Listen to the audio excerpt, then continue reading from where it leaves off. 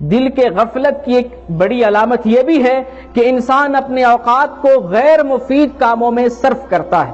یہ زندگی اللہ تعالیٰ نے بڑی قیمتی زندگی بنائی ہے، اور اس دنیا کو اللہ تعالیٰ نے آخرت کے لیے کھیتی کے طور پہ بنایا ہے۔ یہاں کھیتی کرنی ہے اور وہاں حاصل کرنی ہے، یہاں اعمال کرنا ہے، وہاں نتیجہ پانا ہے، یہاں عبادت کرنا ہے، یہاں تکلیف جھیلنا ہے، وہاں جنت پانا ہے اور عیش کرنا ہے، آرام کرنا ہے۔ یہ دنیا عمل کی جگہ ہے، تو اس عمل کی جگہ پر کوئی شخص اپنے اوقات کو غیر مفید کاموں میں صرف کرتا ہے، اس کا مطلب یہ ہے کہ اس کا دل مقصد حیات سے غافل ہے، اس کا دل غافل ہو چکا ہے۔ اور افسوس کے ساتھ کہنا پڑتا ہے اس مقام پر کہ یہاں عالم کیا اور جاہل کیا، یہاں ایک عام آدمی کیا اور ایک خاص آدمی کیا،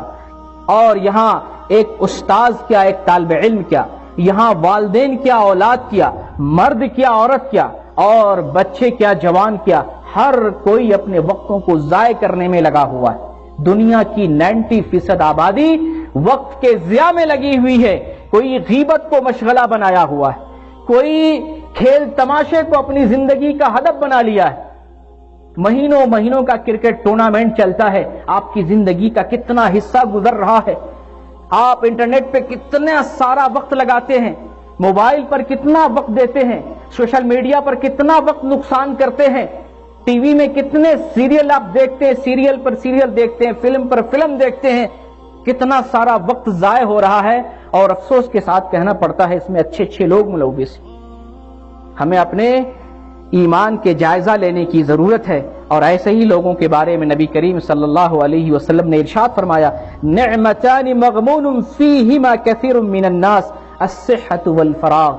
دنیا میں بہت سارے لوگ ایسے ہیں جو دو چیزوں کی قدر نہیں کرتے ہیں، دو چیزوں کو اہمیت نہیں دیتے ہیں، وہ ایک صحت ہے اور ایک فرصت ہے، فراغت ہے۔ اکثر لوگ، یہ نبی کا فرمان ہے، میرا فرمان نہیں ہے، اس کا مطلب دنیا کی اکثر آبادی، دنیا کا اکثر حصہ اور دنیا کے اکثر لوگ اس بیماری میں مبتلا ہیں، وہ